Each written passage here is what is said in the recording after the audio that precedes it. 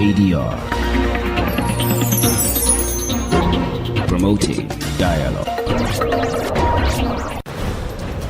It's midday here in Dakar, 1 o'clock in Abuja. Good afternoon and many thanks for staying tuned to West Africa Democracy Radio, broadcasting on 94.9 FM and around the world on WADR.org. Welcome to Newslink, and here are the top stories.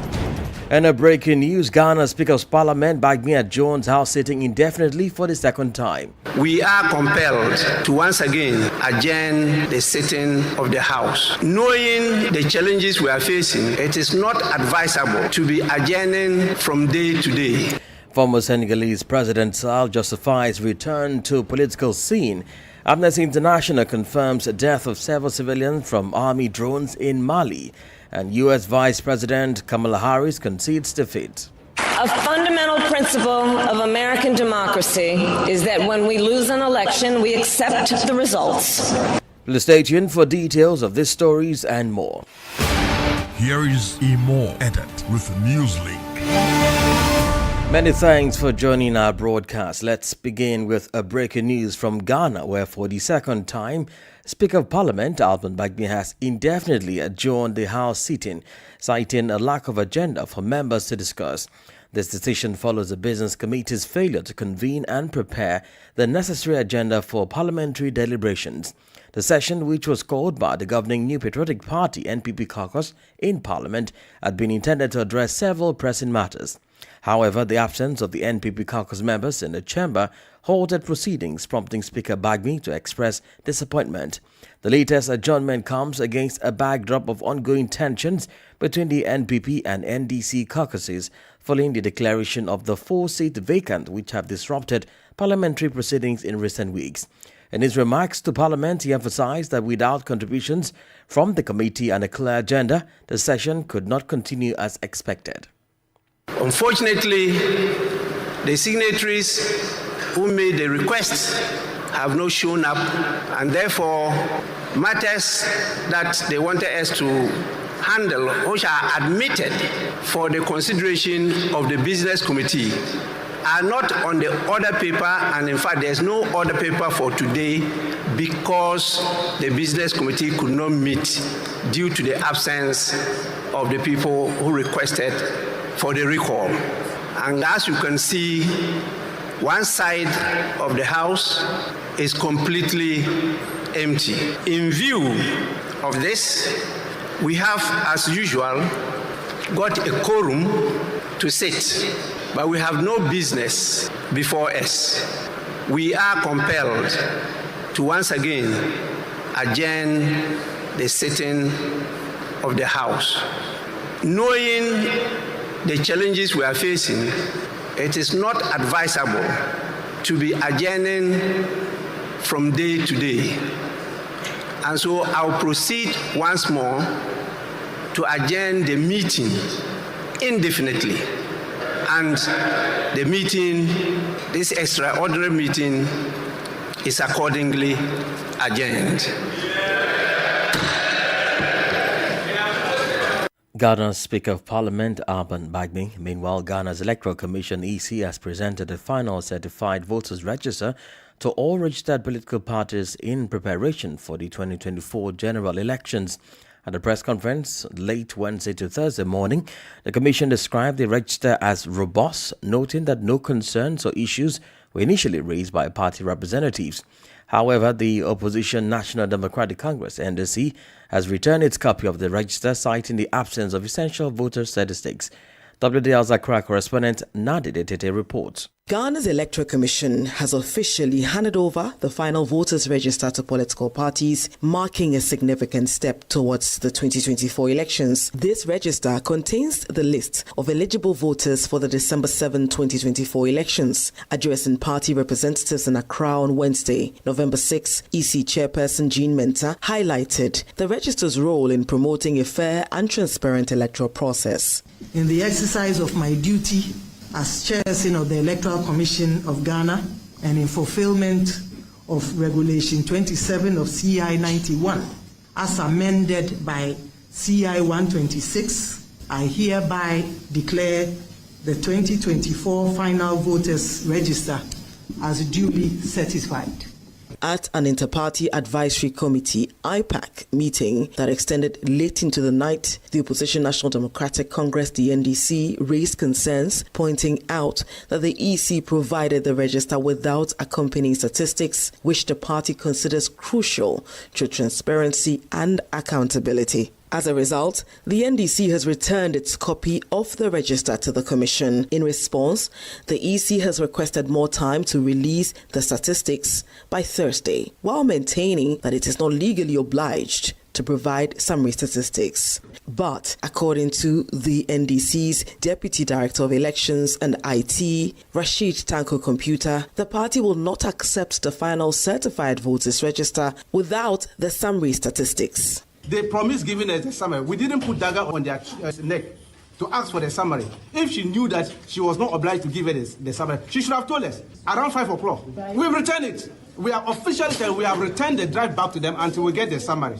I have passed through all the mills, and I know every election cycle summaries are given to us. For WADR, Nadidi Tete, Accra.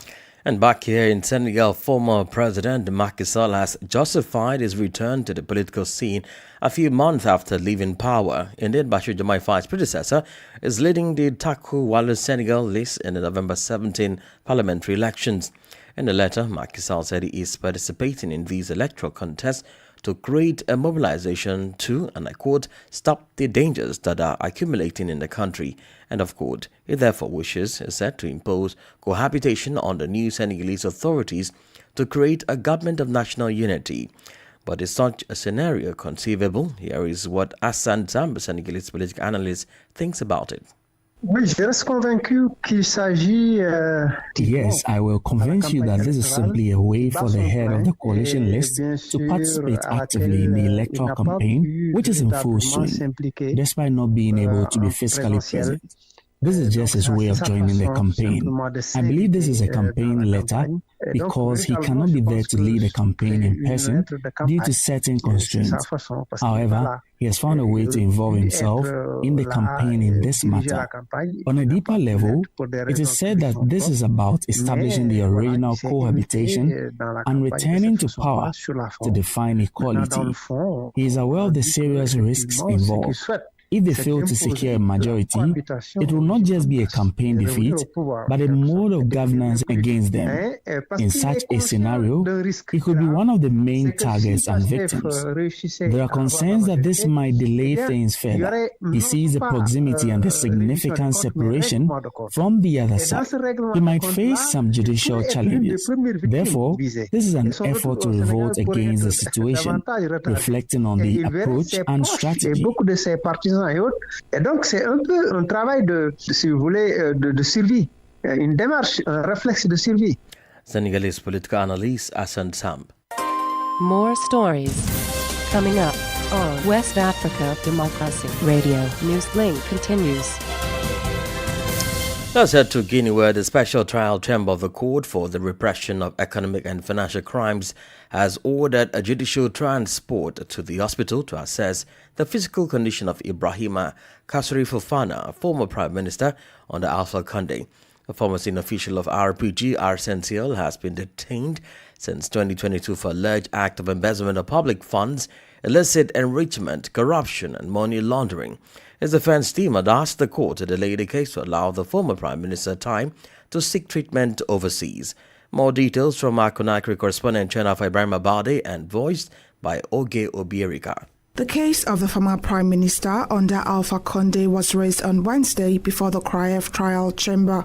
At the start of the trial, the defense lawyer insisted that his client cannot appear at the moment because he is still ill and has been hospitalized for a year. Mr. Sidiki Beretta requested that the court assigns a magistrate accompanied by a clerk to go and hear his client at the Pasteur Clinic. The lawyer asked the court to put the case on hold in order to allow the former Prime Minister to go and receive treatment abroad. This was a request from the defense that the special prosecutor did not share. Ali Toure asked the court to reject the defense request. This request from the special prosecutor was supported by the representative of the state judicial agent. He wanted the court to dismiss the advice of the former prime minister and to refer the case back for requisitions and pleadings. After all the interventions, the judge ordered that the defendant be heard on November 19 on his sickbed, a way for the court to note his physical condition. Judge Yaguba Conte then adjourned the case to November 20, 2024 for further proceedings. That was a report from our Conakry correspondent, Jennifer Ibrahim Abadi, and voiced by Ogobi Erika. In Mali, the meeting of the chiefs of staff of the Alliance of Sahel State ended on Wednesday. Mali, Burkina Faso, and Niger want to concretize a pooling of their efforts in the fight against terrorism in the AES area. At the end of the meeting, the armies of the three countries developed a defense and security action plan to deal with the terrorist threat. Here is a report by our Bamako correspondent Aliu Cham and voiced by Christopher Aticho. Effectively combating terrorism in the Central Sahel remains one of the major concerns of the Malian, Burkinabe and Nigerian armies. To achieve this, a defense and security action plan was put in place by the chiefs of the General Staff of Armies of the three countries in the Central Sahel. Here is General Omar Diarra, Chief of Staff of the Malian Armed Forces. After the failure of the G5 Sahel, of which we are members, we have a duty to do everything possible to succeed in this fight against terrorists, to relieve the populations and the Sahel States Confederation, and to achieve the objectives set by the political authorities. These partnerships between our armies should serve as a fine example of effective cooperation. By signing this document, the three countries want to further unite their efforts to secure their common space. Listen to Brigadier General Musa Salwa Bamu, Chief of Staff of the Nigerian Armed Forces. We need to coordinate our efforts in the fight against terrorism and transnational organized crime. Experts will meet within 2 days to develop joint mechanisms that will enable us to be more effective in this common struggle. On his part, General Celestine Simpori, head of the Burkinabe Army, insisted on the confidence of the population. The people of the AES must remain vigilant, trust in the current religious guidance, trust in their armies and in the combined forces and resources of these three countries that have committed to working together against the threat. This is the end of the message. At the end of the meeting, the military hierarchies of the AES was received by the Army General Assimi Goita. Aluchami Bamako filed a report and voiced by Christopher Aticho. In the meantime, Amnesty International has confirmed the death of several civilians in Inajefateni, located in the Timbuktu region of northern Mali. In a statement released on Tuesday, the Human Rights Organization reported that the Malian army in drone strikes on October 21 killed around 10 civilians, including children. The organization stated that it has contacted local sources and is calling on Malian authorities to conduct investigations. So far, there has been no response from the Malian government. Let's listen to Usman Jallo, a researcher at Amnesty International on human rights in the Sahel, speaking with WATR. On 21st of October, we have come to the conclusion that 8 civilians were killed during drone strikes that hit the market of Inadiatafan, and this happened on the Monday, which was the weekly market in Inadiatafan. And among these 8 persons that were killed, 6 were children. By that we mean that they were below the age of 18. We have found that 15 were injured following the strikes, and we have come to this conclusion based on interviews that we did with relatives of the victims, with people that were in Inadiatafan during the strike, and that helped the victims, that brought them to the health district in Timbuktu. And also based on photos that we received and analyzed, we showed some of the victims, which were children. During the month of March, we denounced a similar strike that killed civilians in Amasrakad, in the Gawa region, and also in Duna, in the circle of Mondo, which killed also 14 civilians. And I think it is imperative, we believe that it is imperative to the Malian government to review its protocols on how they target strikes for drones, like how they establish which is a military target or not, because from the patterns that we have seen from Hamas, Raqqa, Duna, and now in Ajatafan, something is faulty and needs to be revised. Osman Jallo is a researcher at Amnesty International on human rights in the Sahel. You're listening to Newslink on West Africa Democracy Radio, 94.9 FM Dakar, and online wadr.org. Here is a reminder of our top stories. Ghana Speaker of Parliament Bagni adjourns House sitting indefinitely for the second time. Former Senegalese President Sall justifies return to political scene.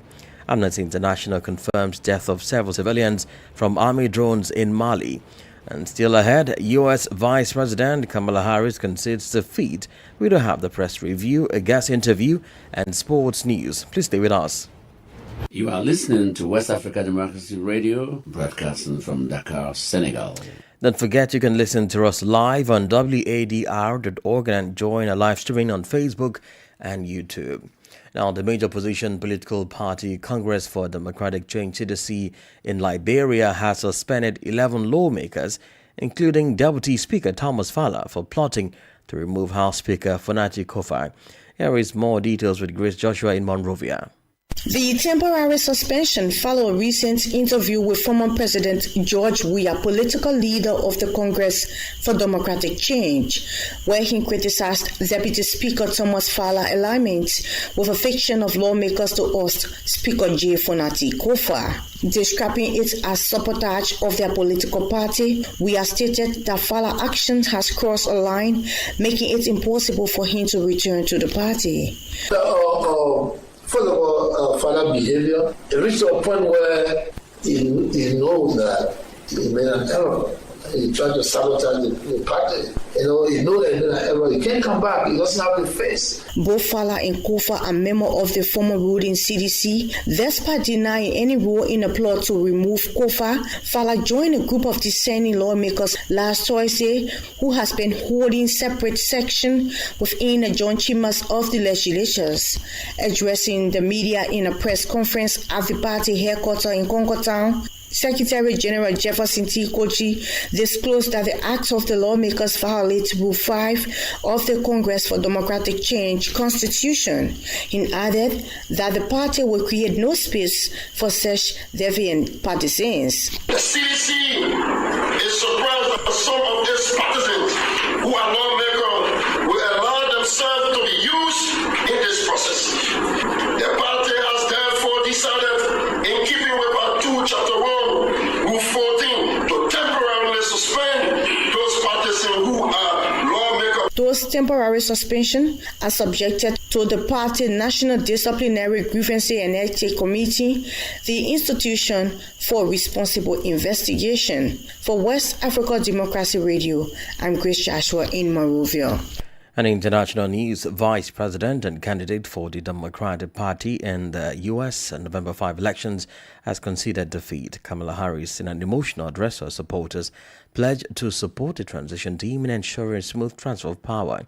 She although insists that the fight is not over, she wishes President-elect Donald Trump luck in delivering his campaign promises, urging her supporters to support the incoming administration. Harris spoke more than 24 hours after her earlier appearance at what would be her victory party at Howard University was cancelled. Take a listen. Now, I know folks are feeling and experiencing a range of emotions right now. I get it. But we must accept the results of this election. Earlier today, I spoke with President-elect Trump and congratulated him on his victory. I also told him that we will help him and his team with their transition, and that we will engage in a peaceful transfer of power. A fundamental principle of American democracy is that when we lose an election, we accept the results. That principle, as much as any other, distinguishes democracy from monarchy or tyranny, and anyone who seeks the public trust must honor it. At the same time, in our nation, we owe loyalty not to a president or a party, but to the Constitution of the United States. U.S. Vice President Kamala Harris speaking there. This is the Newspaper Review. Stay abreast and find out what the top stories are in your country. This is the Newspaper Review. The Newspaper Review. Well, let's head back to Accra as we join Nadi Tete for the Newspaper Review. We'll start off with the Daily Graphic newspaper front page. No constitutional crisis. Speaker of Parliament assures nation. Other stories here. Shifts to holistic education. Reverend Professor Asare Danso advocates knowledge, skills and moral values. And still here on the front page of the Daily Graphic newspaper, petroleum rakes in $840.77 million half year. And the final story here. Will make America great again, Trump declares as 47th U.S. president-elect. The Ghanaian Times newspaper front page, you are undermining Parliament. Bagbin accuses executive and judicial arms of government. Also here on the front page, I'll complete PTC interchange in Takoradi and the Market Circle project before I leave office, President Akufo-Addo. Also on the front page of the Ghanaian Times newspaper, U.S. election, Trump makes sweeping comeback. That'll be it for the Ghanaian Times newspaper. Now to the Daily Guide newspaper. Front page of the Daily Guide newspaper. EC presents certified voters register to parties. And also here, I'll establish tomato factory at Akomadandas, according to Vice President and flag bearer of the NPP, Dr.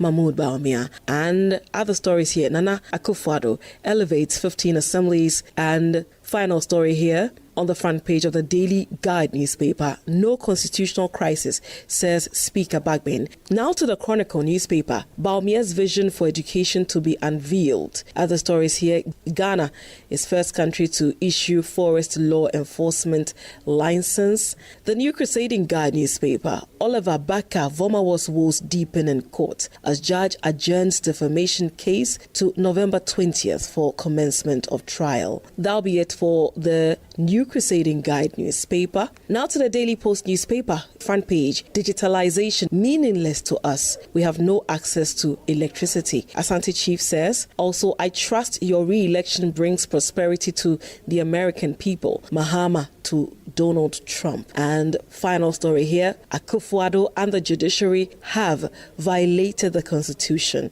That's according to the Speaker of Parliament. And that'll be it for what the dailies are reporting today. It's back to you. Many thanks, Nadi Tete there in Accra with a Newspaper Review. Politics, analysis on major news, social matters, and all. This is The Guest. Well, in this interview, we take a look at reactions at the final certified voter register submitted by the Ghana Electoral Commission to political parties. While this move has been lauded by many, opposition and National Democratic Congress NDC say there is still work to be done before the December 7 polls. Richard Pryor is a chieftain of the National Democratic Congress NDC.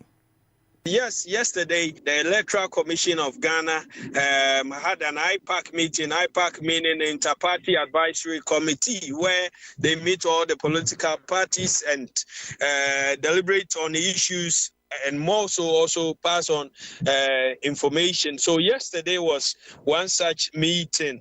And then the idea was to present certified register to the political parties.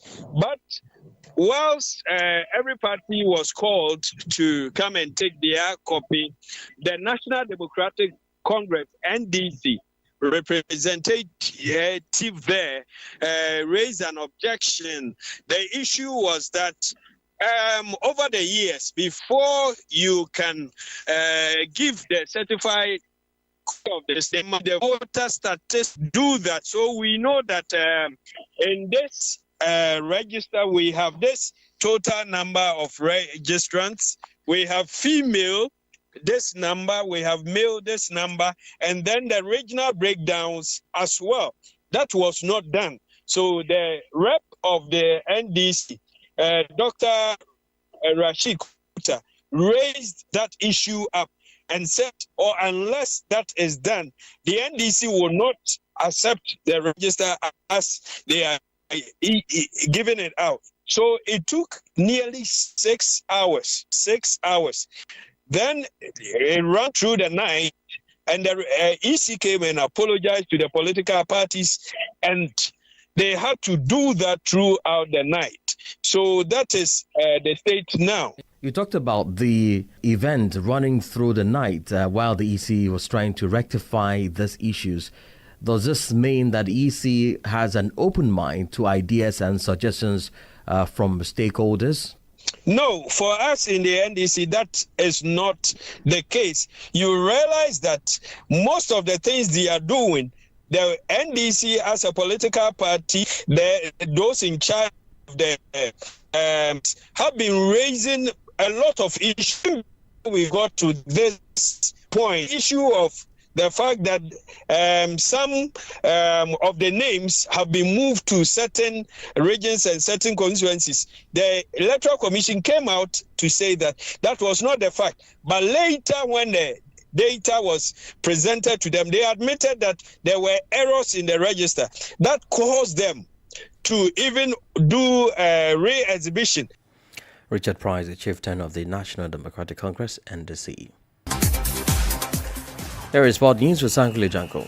Hello there, a warm welcome and thank you for joining us. With exactly 24 hours before the start of the CAF Women's Champions League Morocco 2024, CAF Online puts the spotlight on WAFU B champions and tournament debutants Edo Queens of Nigeria. The WAFU B champions carry the hopes of Nigeria in Africa's premier women's club football competition set to take place in Morocco between 9 to 23 November 2024.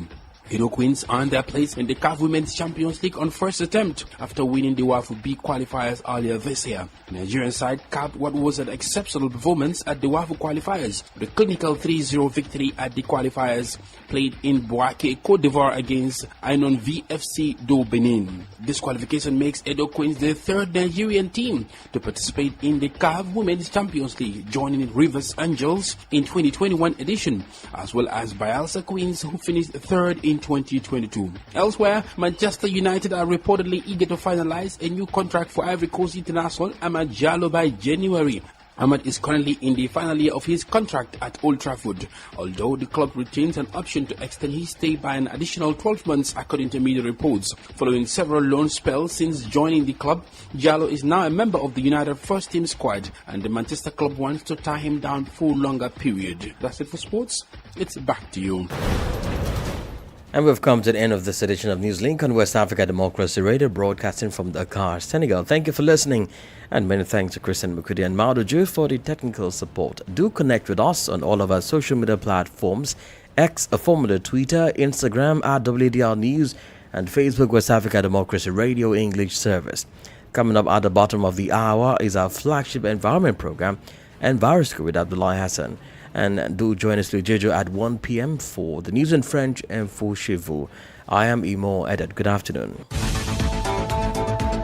And many thanks to you for listening to Newslink via Hot 104.3 FM, New Me FM 94.0, Hilltop Radio 104.7 FM, and Veritas Radio 102.9 in Banjul, the Gambia. We also appreciate our listeners in Liberia via Alternative Youth Radio 98.9 FM, Lofa County, Radio Kagama 94.5 FM, Niba County, DCN Radio 91.3 FM.